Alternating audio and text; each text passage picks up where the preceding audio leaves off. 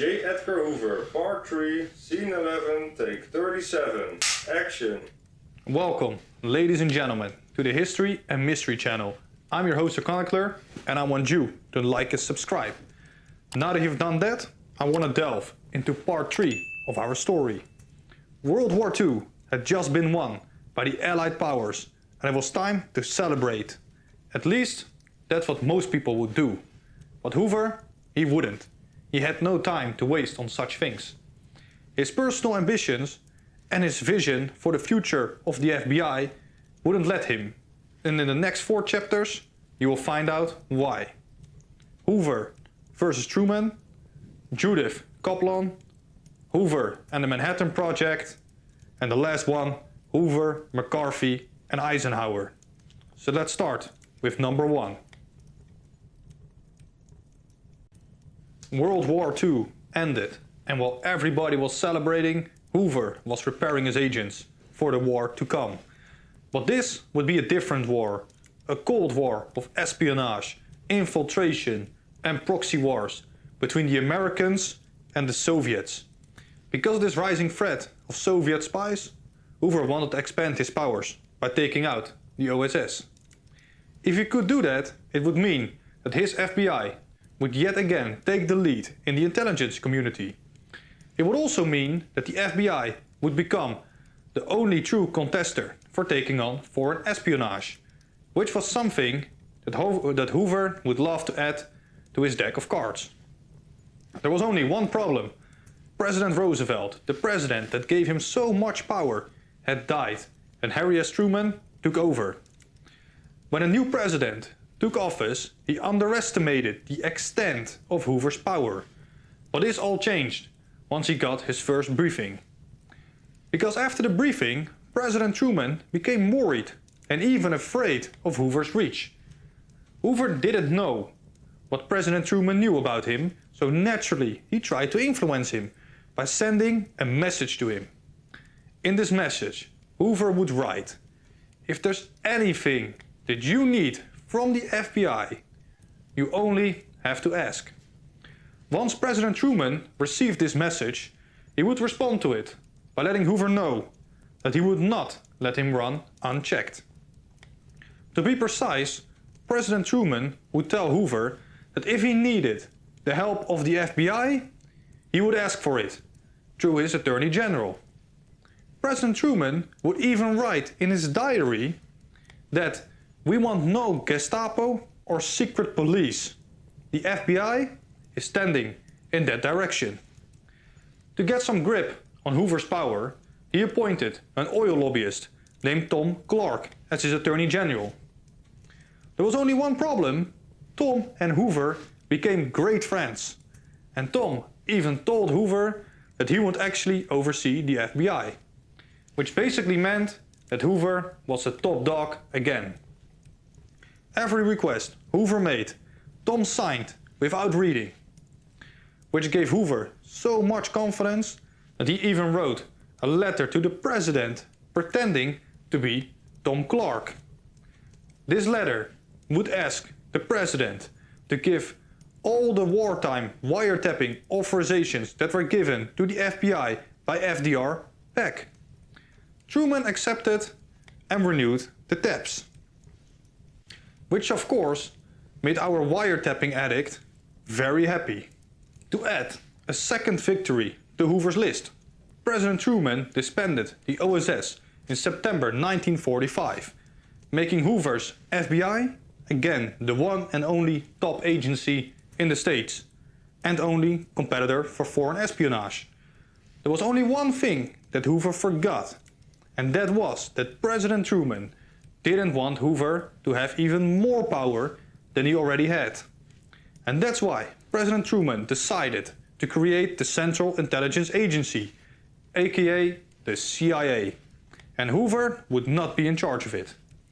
When Hoover heard about this, he got enraged and wanted revenge. He would do this by spying on every CIA agent, refused to help them, and when he had to hand over the FBI's field offices in Latin America and the Caribbean, he ordered his agents to destroy them, so that the CIA had to start from scratch. Who knew that even an FBI director could be as salty as a heartbroken teenager. But let's not forget that while Hoover was busy with infighting, the Soviet threat was busy with infiltrating. And luckily for the Americans, the communists were still Hoover's greatest enemy. Let's take a look at how that played out. Because in 1945, a Soviet defector named Elizabeth Bentley accused Alger Hiss of being a Soviet spy. Hiss was a well-educated man and even helped with the creation of the United Nations. But when the FBI heard about Elizabeth's claim, they would immediately limit the access of Hiss to government secrets and power. In November 1948, Whittaker, a former Communist Party member, provided documents that would show both he and Hiss were guilty of espionage. In December 1948, Chambers would provide the Justice Department with a package of a microfilm and notes that were written by Alger Hiss. These revelations became known as the Pumpkin Papers because it was all hidden in a pumpkin on Chambers' farm in Maryland. Now that the Justice Department received this information, they could charge Alger Hiss. There was only one problem. They could not charge him with espionage because they were too late for that. So they charged him with perjury and convicted him to 5 years in prison. During this case, Hoover realized that the communists had the power to infiltrate all layers of power and that he had to tighten his grip. But President Truman didn't feel the same way, and he even said that America was perfectly safe. President Truman would also block everything that would give the FBI more power. This move would put the president at odds with Hoover, who decided that it was time for a different president. Hoover would even try to influence the presidential elections of 1948 by giving the press dirt on President Truman. Unfortunately for Hoover, his efforts were unsuccessful and Truman won re-election. When Hoover heard about this, he got sick of it and stayed even home for an entire week. In the fall of 1948, FBI agents would decode messages between the Soviet Union and a female KGB operative in the United States.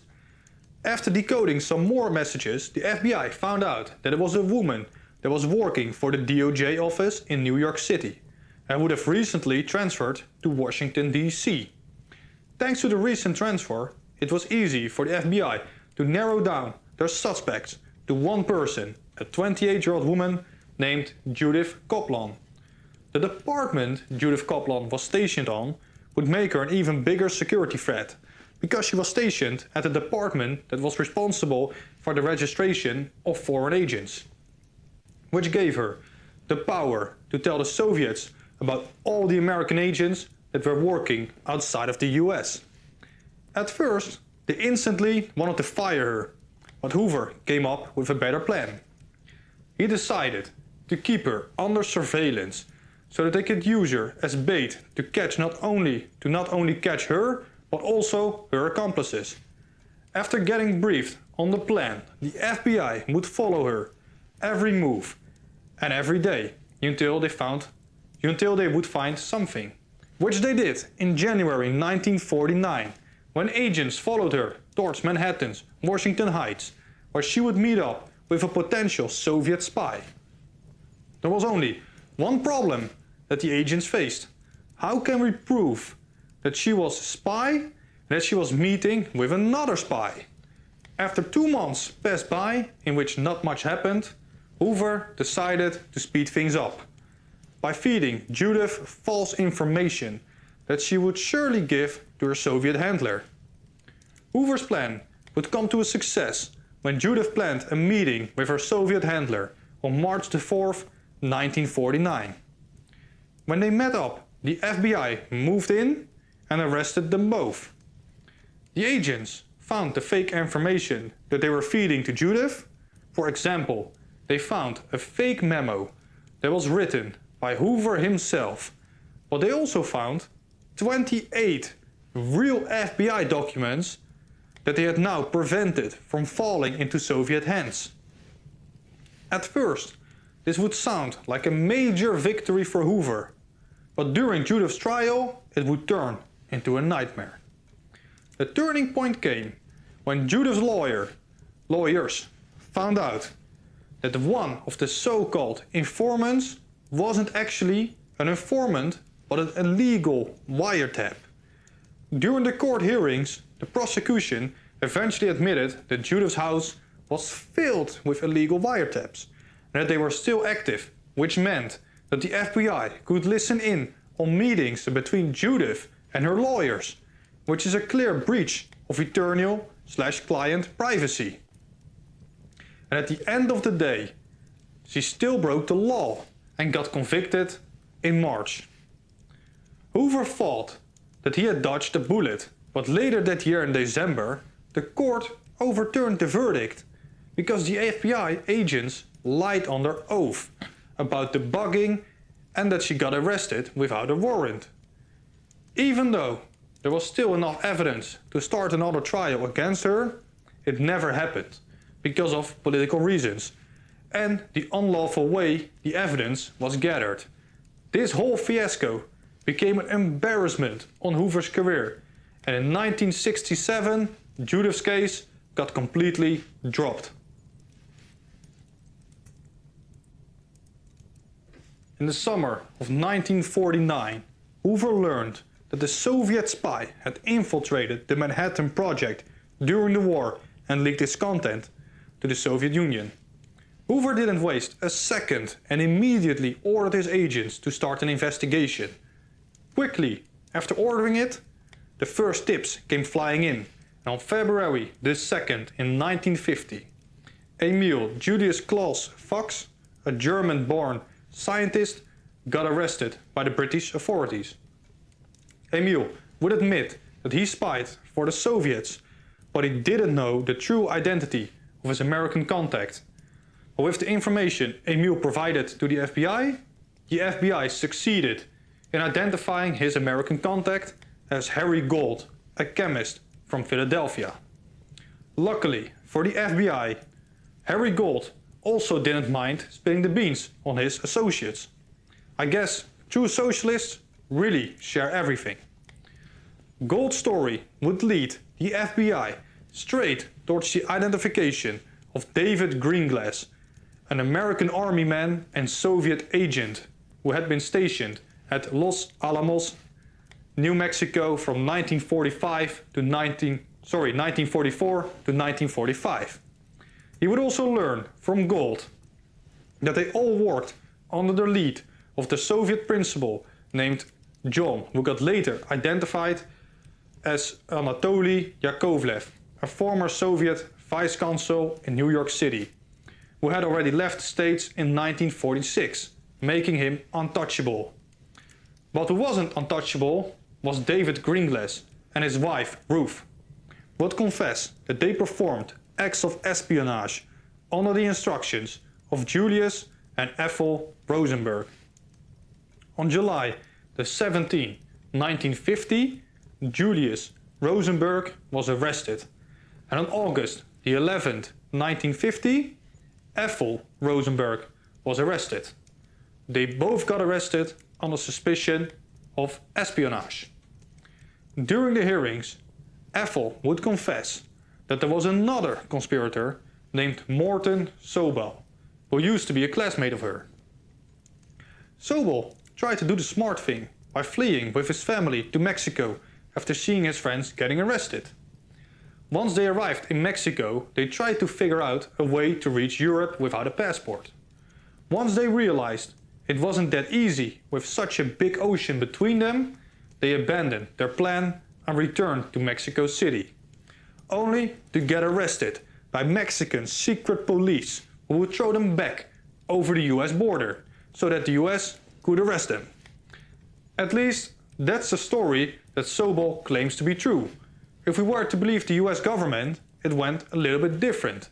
They said Sobel was arrested by the Mexican police for a bank robbery he committed the 16th of August in 1950. And when the Mexicans found out he was also wanted by the United States, they decided to extradite him to the US.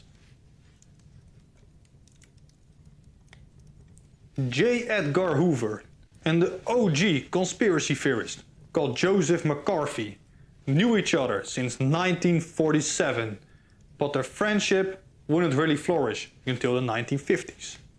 Because that's when Joseph McCarthy claimed during a speech in West Virginia that he had a list of 205 communists that were working for the State Department. After shocking everybody in the room with this statement, he would later slim it down to 57 communists.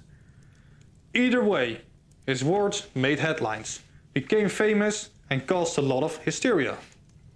As we know, our good old friend Hoover wouldn't let any chance to attack communist slide and decided to jump in on the opportunity. He arranged a meeting with McCarthy and told him that he would help him with whatever he needed to back up his claim. What he also told McCarthy is that he should be less specific with the numbers in the future. His deal did get some pushback from inside of the FBI. William Sullivan, for example, told Hoover there was no evidence to back up these claims. But good old Hoover wouldn't back down from a hunt for communists. If he sensed somebody had even a little bit of sympathy towards communism, he would receive a target on his back from Hoover.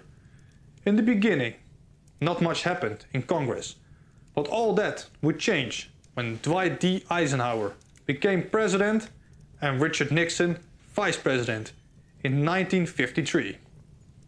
Not only did the Republicans have the presidency, they also had a majority in Congress, which meant that America was now under the control of hardline anti-communist.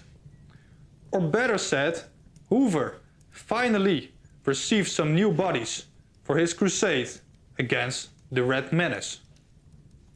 Eisenhower would even give Hoover his full vote of confidence and told him that he could do anything to get the job done.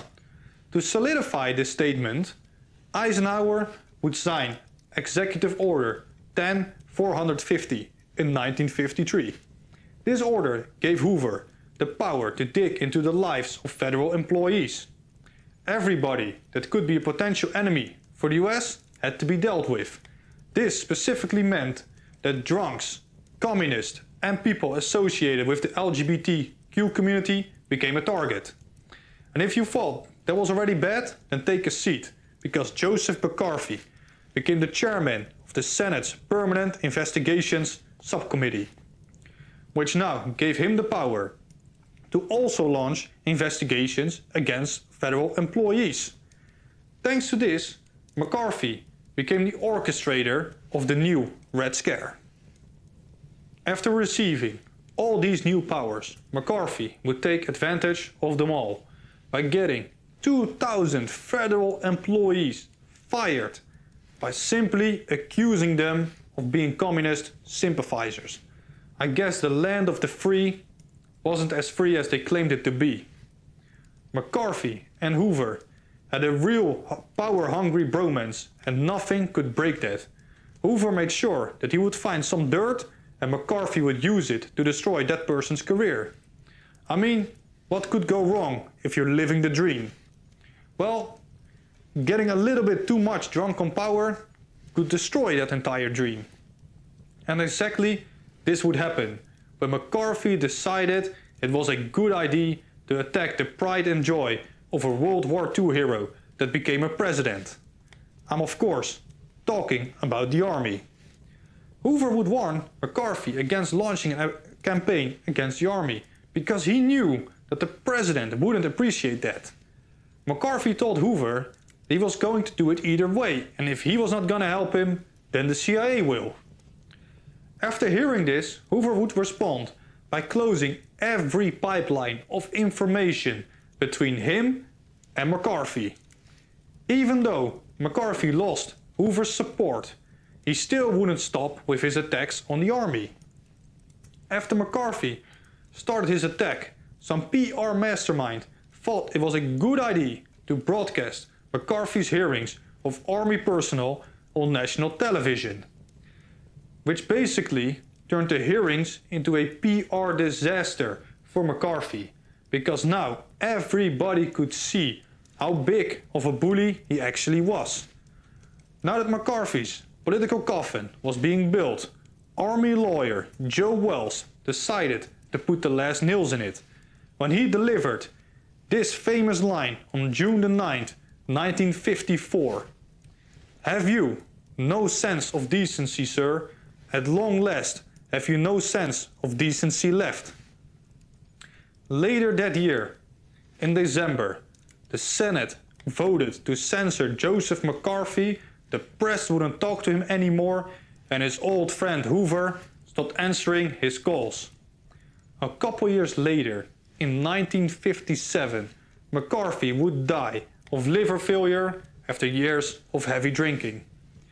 Looking back at this period in American history, I think we can fairly say that McCarthyism wouldn't have existed without the help of J.Edgar Hoover. But Hoover would yet again walk away with a clean sheet. No questions asked, no scandals made. Thanks to McCarthy's downfall, Hoover became again the #1 communist hunter in the country. Join us next week when Hoover takes on the Kennedys and Martin Luther King. How will his career end? In glory or misery? You will find it out next week. I want to thank you all for listening. See you in the next one. And remember, history is written in mystery.